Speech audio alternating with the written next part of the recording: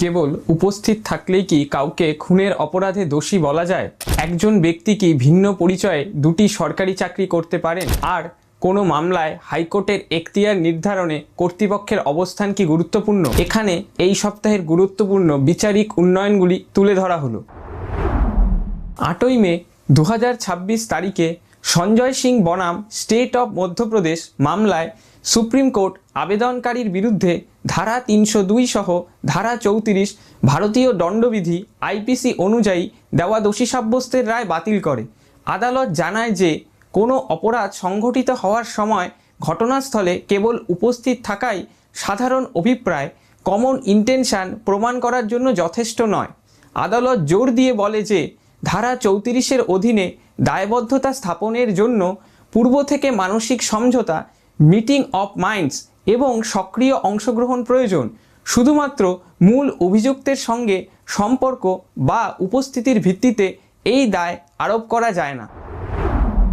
একই দিনে অর্থাৎ 8ই মে 2026 তারিখে state of Jharkhand and others বনাম রঞ্জন কুমার মামলায় সুপ্রিম কোর্ট এক পুলিশ কনস্টেবলের চাকরিচ্যুতির সিদ্ধান্ত বহাল রাখে। ওই ব্যক্তি জাল নথিপত্র ব্যবহার করে এবং নিজের বর্তমান চাকরির তথ্য গোপন করে ভুয়ো পরিচয়ে বিহার পুলিশে আরেকটি চাকরি গ্রহণ করেছিলেন।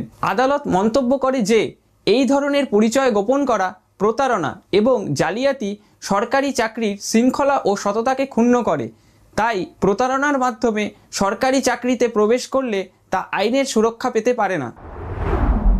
9ই জুন 2026 তারিখে বকশিস আহমেদ বনাম union of India and another মামলায় সুপ্রিম কোর্ট বিএসএফ কর্মীদের পরিষেবা সংক্রান্ত বিরোধে আঞ্চলিক এখতিয়ার নিয়ে গুরুত্বপূর্ণ রায় দেয়। আবেদনকারীকে প্রথম স্ত্রী জীবিত থাকা অবস্থায় দ্বিতীয় বিবাহ করার কারণে চাকরি থেকে বরখাস্ত করা হয়েছিল। তার রিট আবেদন ফোরাম নন কনভিনিয়েন্সের ভিত্তিতে দিল্লি হাইকোর্ট খারিজ করেছিল।